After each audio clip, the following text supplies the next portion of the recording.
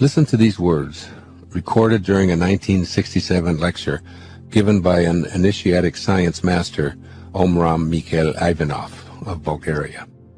Quote, "The Creator has planted within every creature a fragment of himself, a spark, a spirit of the same nature as himself.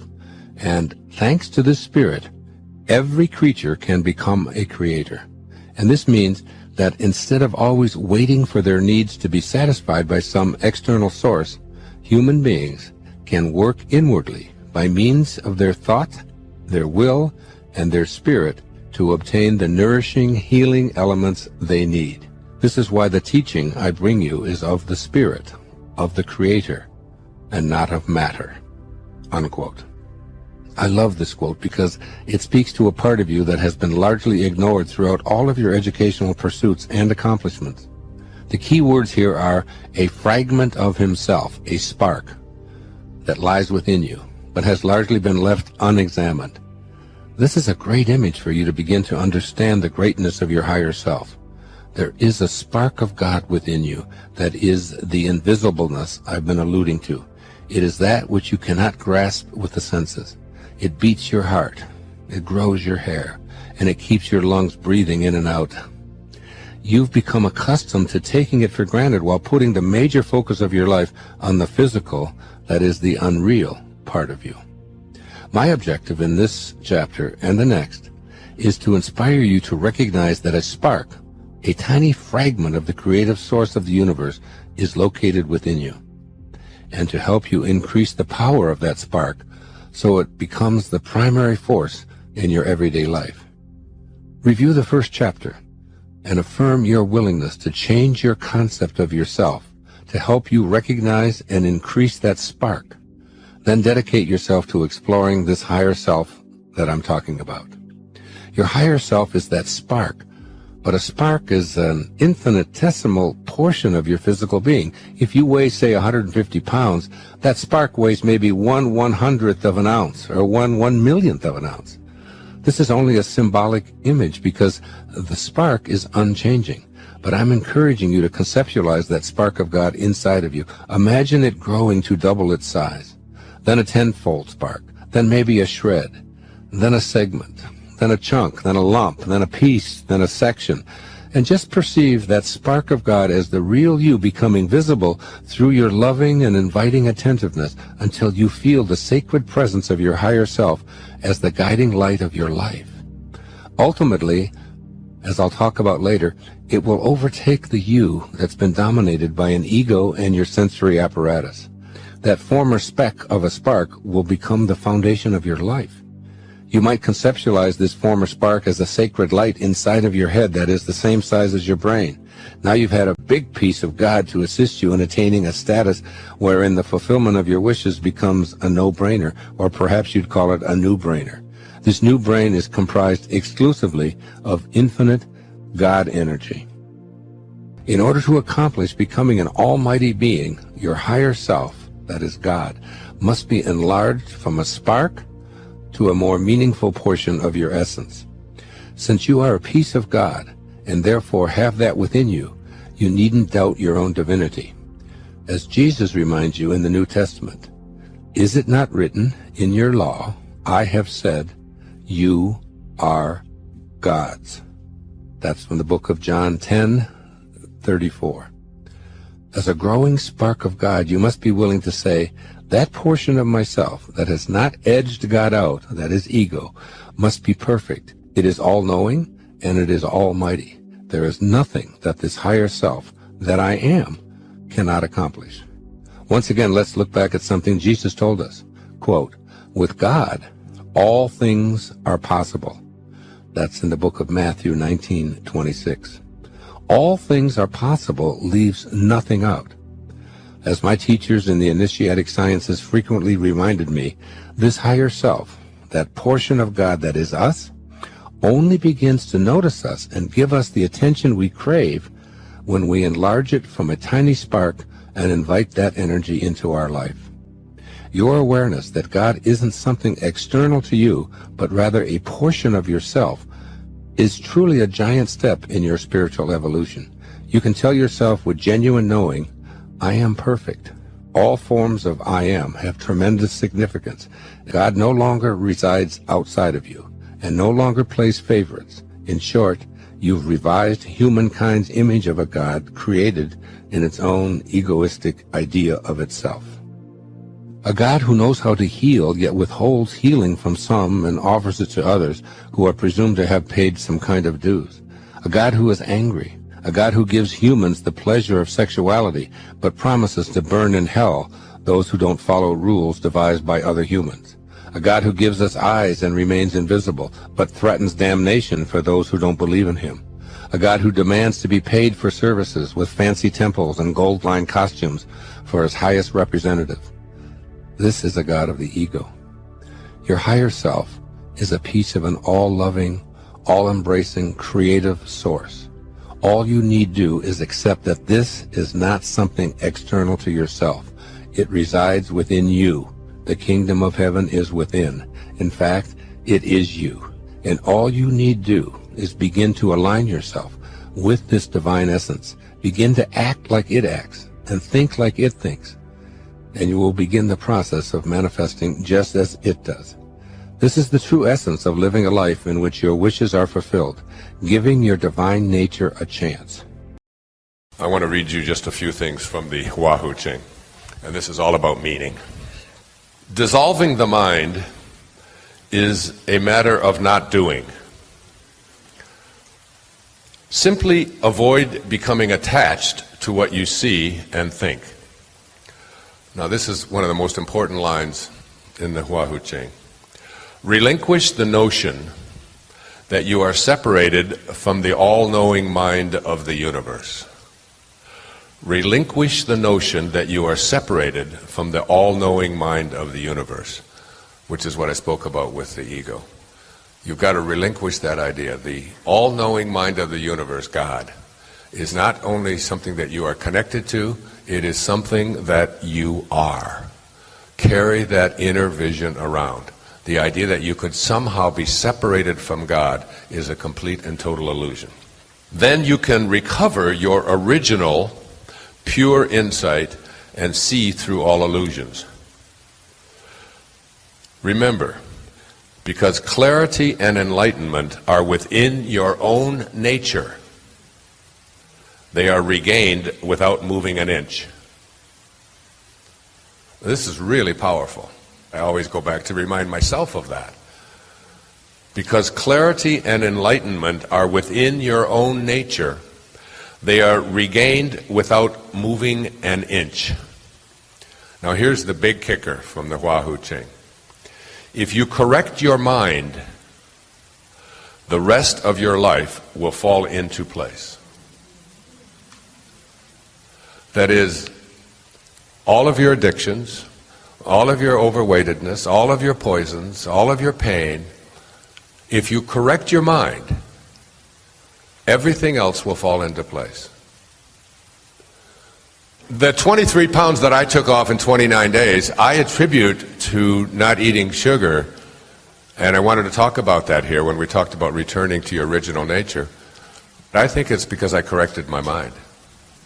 See, if you correct your mind, that's when you know when you're over an addiction.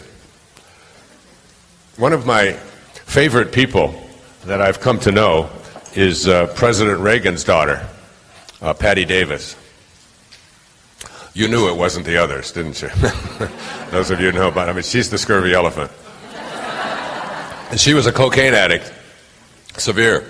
And she wrote an essay in Newsweek magazine about how she quit cocaine. And she said she tried everything. She tried not disappointing herself. She tried not disappointing her father, who was the president of the United States. She tried not disappointing her mother, but her mother was always disappointed in her, she said. And then she said, I finally got to a place in my life, and that was the conclusion of it. And I took this out and I sent it to my daughter, who has struggled with drugs, and she read it to everybody in the unit that she was staying in at the time. She said, I finally decided that I no longer wanted to disappoint God.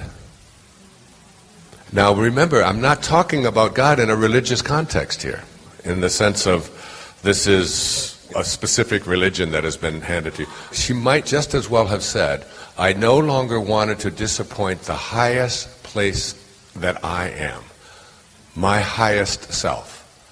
I didn't want to stay misaligned any longer.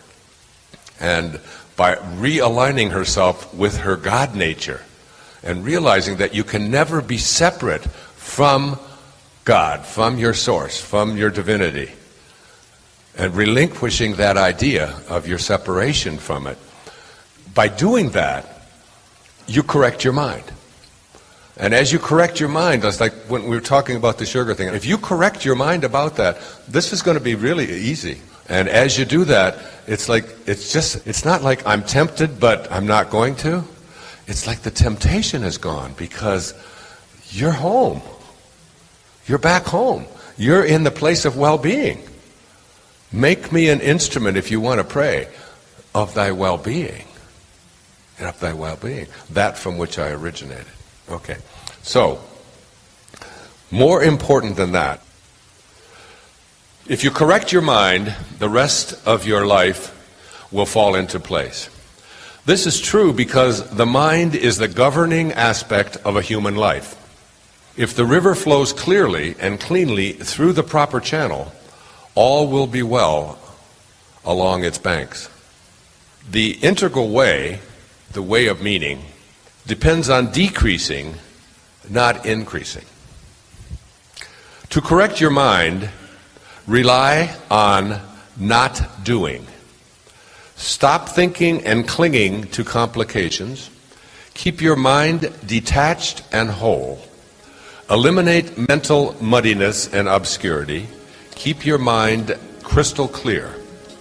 Avoid daydreaming and allow your pure, original insight to emerge. Quiet your emotions and abide in serenity.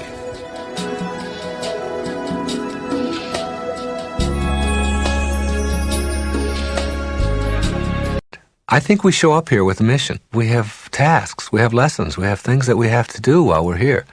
And for some of us, that's a very short time. And for some, it's a very long time. And some people will have 30 years experience. And some people will have 1 year experience 30 times. Two different approaches. Endlessly keep repeating the same thing over again, and others are growing. It's not the same for anybody. I just talked to somebody just the other day who's got 29 years working at a plant in Indiana. His real love is he has an apple orchard. He has 290 trees. He knew so much about apples and about all the different kinds of apples and all the controversy about pesticides and why they have to be used and which ones are safe and which ones aren't and how much water that you have to give them and why you just let nature do it in a certain way and where you plant them and when you harvest them. And he had this whole thing he had discovered about how to keep apples for 6 months by putting them in your refrigerator and keeping them cool, but you've got to keep moisture in there. He said the moisture goes out, and he was so excited about his apples. And yet he spends 99% of his life doing something that he doesn't like doing. I said, your bliss is your apples, isn't it? And your apple orchard. Oh, he said, I love it when I'm out there with that. I just feel like I'm with God at that time. I said, is there any way to make this so you don't have to do this other stuff? So that you don't have to spend your life in this sort of inauthentic way where you're always thinking about how much you dislike what you're doing? Well, I've never thought about really making a living at it and all that. I said, somebody's got to buy apples, and there's applesauce that's got to be made, and there's apple pies that have got to be made, and it's like if you get your bliss, if you know what it is, then it's just a matter of taking some of the risks that go with it. And why not? Why restrict yourself in any way? What I was suggesting to him was like, give yourself a chance at that. There's two things that I think about what you're doing. You've got to love what you do, and you got to do what you love. Everybody can do this. And I don't really think it matters too much what you're doing. But if you don't like it, you have options. The first option that you have is that you can leave it and take the risk that goes with following your bliss. And I know what your question is already. How do I know what my bliss is? Well, I'll come to that. So what you do know is what it isn't. We always know what it isn't. For sure. That's no problem. But you can leave what you're doing. That's number one. Or you can change around your thoughts about what it is that you're doing. You have that option. You can decide that if you just are not willing to take the risk, or you have to stay with this or whatever, that I can change my thoughts toward it. And I can make it as creative and do all kinds of things with it and say, all right, I'm only going to do this for 6 hours or 8 hours in a day, and then I'm going to get right out into my apple orchards. And this is sort of what this fellow was doing, was learning how to go into this assembly line job that he had and do it and not have such a negative, terrible attitude about it and have fun with it and make it blissful. So you can change. There's risks involved with all of that for some people. I think that the risks are much less than most of us realize. They're not really risks at all after a while. They're just like adventures and their excitement. And the people who really love you and support you in your life will support you trying new things. But how do you find your bliss then? To come back to that question. The answer to that is you don't. You have to let your bliss find you. And your bliss can't find you. It sounds strange, but your bliss cannot find you. It's like your purpose. It cannot find you as long as you're filled up or clogged up with something else. Here's a wonderful story. There was an expert on Buddhism and Far Eastern religions, and he was a professor at a university. He had written 4 or 5 books on the subject, and he was really considered a true expert. But he had always wanted to meet a particular Zen saint who lived in India, up near Nepal. And so he traveled there with all of his books. He wanted to meet this particular Zen saint, a guru. He had made an appointment, and he introduced himself, and the man had just like a loincloth on, and he was very simple, very peaceful, very old, so you get the picture. And the expert began talking to him about all the things that he knew about Zen and Buddhism and so on. And the master stopped him and said, "Would you like a cup of tea?" And he said, "Yes, that would be very nice." And he took a teacup and he put it in a saucer. And the man continued to talk about all of the things that he knew about. And the master picked up the tea and he began to pour it into the cup. And the man continued talking. And then the cup was full and the master continued to pour. And the tea poured out of the cup and onto the saucer. And as the man talked, he still kept pouring. And the tea was now going onto the floor and onto the man's pants. And finally, he stopped him and he said, "Excuse me, but the cup is full. You're pouring, and it's full."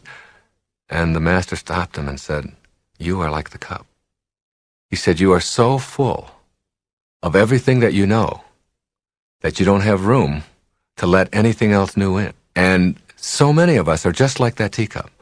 We're so full of all of the stuff that we have learned that there's no more room to let anything else in. It's just all pouring out and just going past us and all outside of us.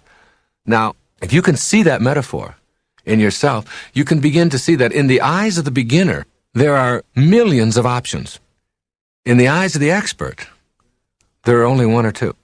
So the suggestion to finding your bliss is to always be a beginner on the path. Never become an expert. If you're going to go out and learn tennis and you've never played it before, and someone hands you a racket and they say, "Now, try a drop shot this way," you are open. You are willing. "I'll do that. Now hit a forehand this way. Now, well, try it this way if you move over here. And now try." The beginner has 1,000 options available to them and will try everything. But if you talk to an expert about how to hit a backhand, they only know one way. Now, that's true not just in tennis. That's true in your business. That's true in your relationships. That's true in everything in your life. Stay a beginner along the path.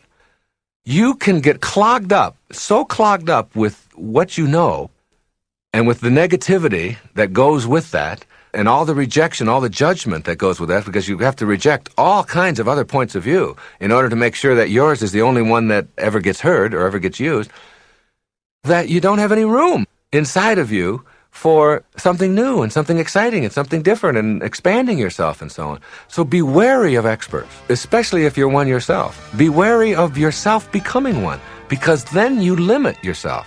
And by limiting yourself, your bliss, your purpose, which is there, can't find you. It's like an artery that's clogged up with cholesterol. Nothing can flow through it because it's too clogged. You've got to unclog yourself. And the way you unclog yourself is by opening yourself up and advancing confidently and doing things that make sense to you, that make you feel good, that are of service to others, that are useful to other people, whatever it is that you're doing. And the affirmation for this principle of manifestation is, I deserve to experience divine abundance, for I am a part of God. And of course, the universe is abundant. It is endless. This intelligence that I've been speaking about is endless and abundant. And you, therefore, also are abundant and are deserving of that abundance. But there's a lot of stuff that has come your way that has worked to convince you that this isn't true.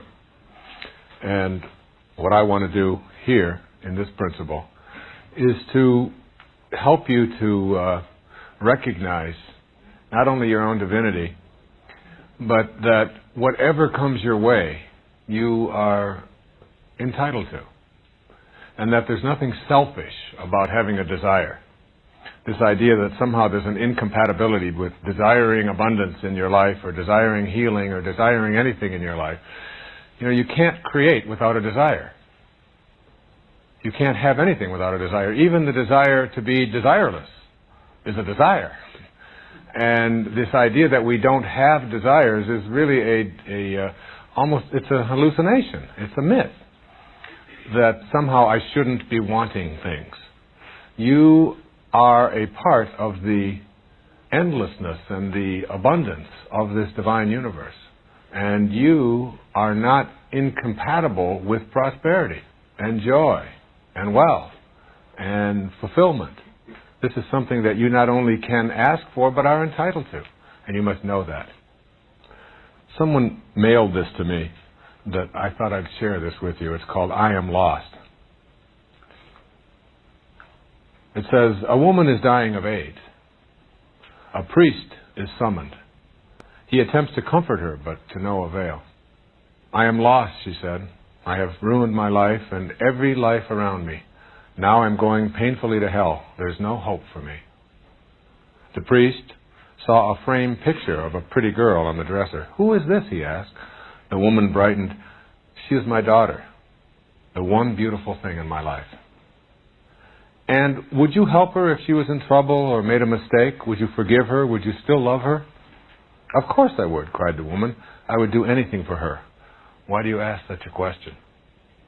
Because I want you to know, said the priest, that God has a picture of you on his dresser. And I think that picturing ourselves this way, with all of the problems that we have had, the things that we feel bad about, the mistakes that we may have made, the people that we may have hurt, all of these kinds of things have a tendency to make us feel unworthy. There's a lot of people who think, I'm going to be able to manifest what I want in my life as soon as I am no longer an addict, or as soon as I am no longer fat, or as soon as I remove all of these problems I have in this relationship. When I get rid of all of this, when this all goes, then I will feel worthy. And it's almost like you have to shift that consciousness around and come at it from a different perspective, which says, I love myself while I am fat.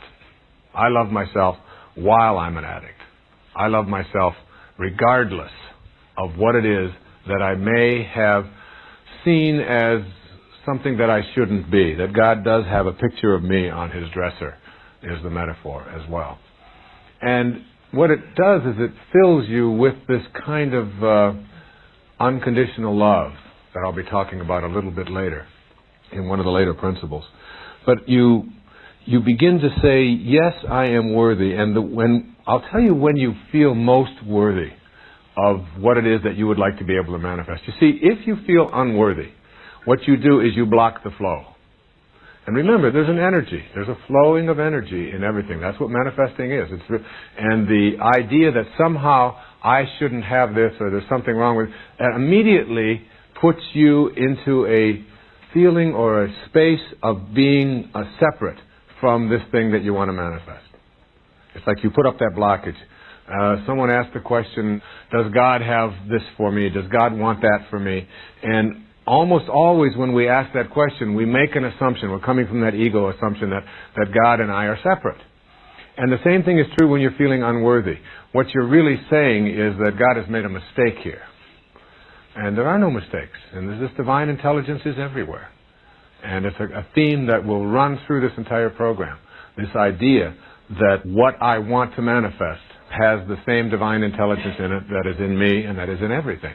So I'm realigning myself. But you can't realign yourself if you feel like what you would like to have come to you, that you aren't worthy of it. You have to know that you are as worthy of anything showing up in your life as anyone else is on the planet. The essence of this is that you have to be at peace. And being at peace is what enlightenment is. As my teacher told me, enlightenment is being immersed in and surrounded by peace. That's the definition of enlightenment. And it is also what the higher intelligence or the sacred part of you or the higher self always wants. It just wants you to be at peace. Nothing else. It's not asking any more. When you feel unworthy, you're not at peace. The ego has taken over this idea somehow that you have certain obligations, you have to behave in certain ways, you have to fulfill the obligations of your conditioning or of the tribe. That's what starts to take over. And you've got to let go of that.